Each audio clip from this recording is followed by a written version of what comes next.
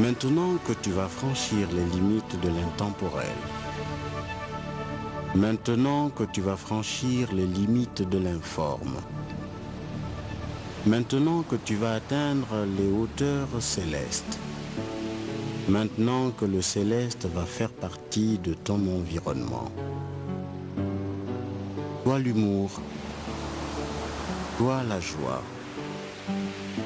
toi le bâtisseur, toi le tuteur, toi le guide, toi le facilitateur, toi le généreux, toi la source, toi le sage, toi l'ombre de nous tous. Au moment où tu nous quittes si brutalement, tu nous laisses à l'heure des nombreuses interrogations.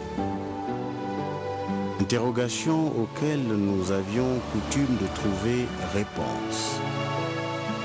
Interrogations auxquelles à tes côtés, nous avions solution. Quelles leçons tirer de ces nombreuses vertus en partage? Vertus qui d'ailleurs pourraient résumer ce que tu as été.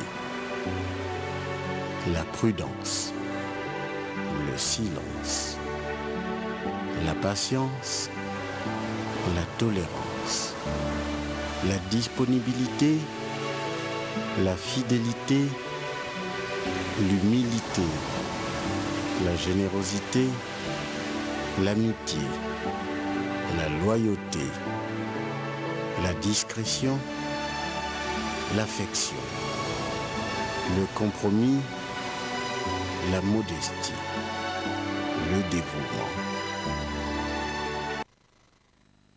Voilà, un hommage à Georges Rawiri, qui était également le tout premier directeur général de Radio Gabon.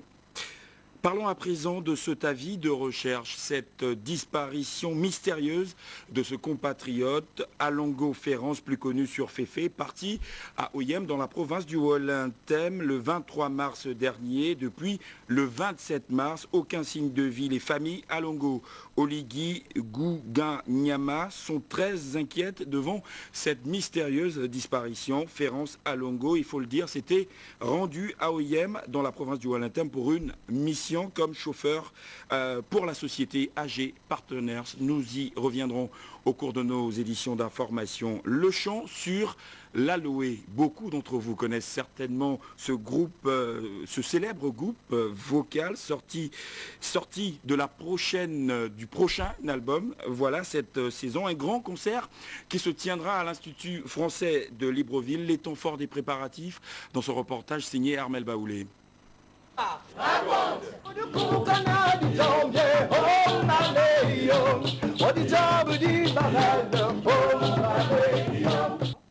Du conte et des chansons purement traditionnelles et classiques tirées du Gabon profond, c'est tout un répertoire riche d'interprétations que le célèbre groupe vocal Le Chant sur la Louis s'apprête à nous présenter à l'occasion de ce grand concert qui aura lieu ce mercredi 10 avril à l'Institut français. Alors la particularité de ce concert qui intervient au cours de la semaine lyrique organisée par l'Institut français est que nous avons voulu transporter nos spectateurs, nos spectateurs, dans un monde magique, le monde du conte. Vous savez que le conte fait partie intégrante de la tradition orale dans notre pays, dans nos pays africains. Et c'est toujours un monde merveilleux où on aime se retrouver, aussi bien pour les enfants que pour les adultes. Beaucoup de nos chants sont inspirés de contes. Et nous avons donc recueilli un florilège de ces chants, des anciens, des nouveaux, qui racontent une histoire, qui chacun d'entre eux raconte une histoire, et chacun d'entre eux est censé nous transporter dans cet univers merveilleux. L'heure du conte et du chant a sonné avec le mythique groupe Le Chant sur la Louis. C'est un spectacle inédit. Nous invitons vraiment le public à venir. C'est différent de ce que nous avons l'habitude de faire. Nous essayons toujours de faire des choses différentes. Et là, c'est un nouveau concept Et vraiment, on espère que le public viendra nombreux, voyager avec nous à travers nos forêts, à travers nos savages, à travers les fleuves et dans les histoires où ils vont sûrement se retrouver, des histoires qui viennent de tout le Gabon, des contes qu'on a entendus quand on était enfant, des chants qu'on a peut-être entendus, qu'on n'a peut-être pas entendus. C'est une découverte pour tout le public. Pour s'ouvrir au monde, allons à la découverte du riche répertoire de ce groupe qui va sûrement nous faire plaisir. Le chant sur l'aloé, on en parlait presque plus dans les bacs.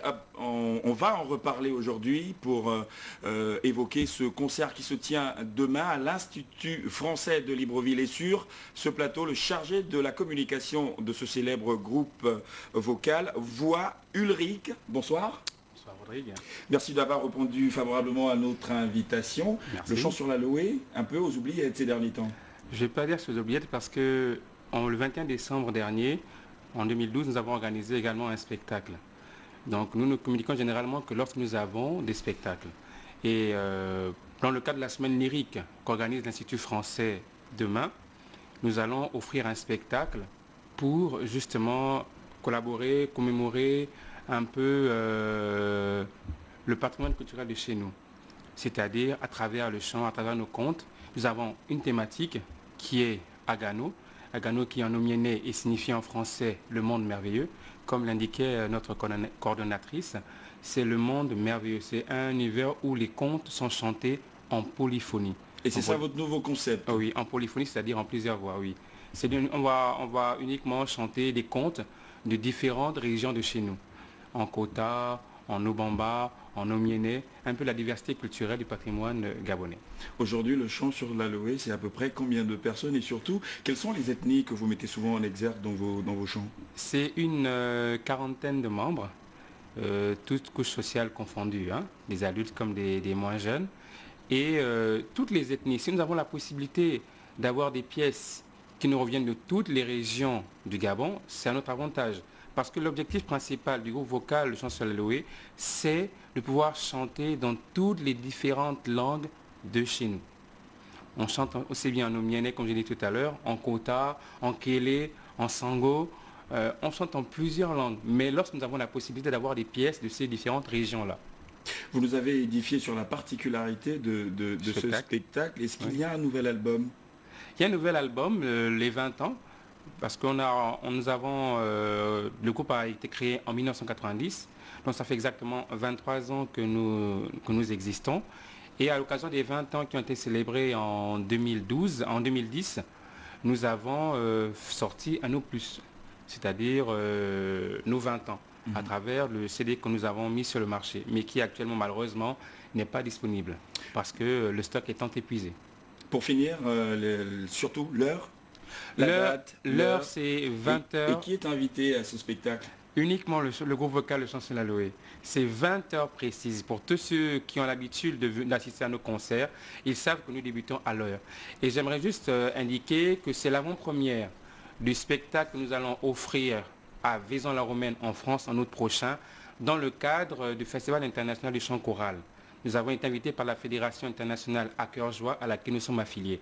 Donc nous irons exporter, bien entendu, le patrimoine culturel de chez nous à travers le chant choral.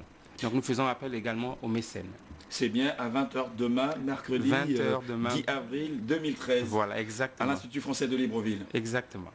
Ulrich Voix, merci d'être passé sur le plateau de Gabon Télévision.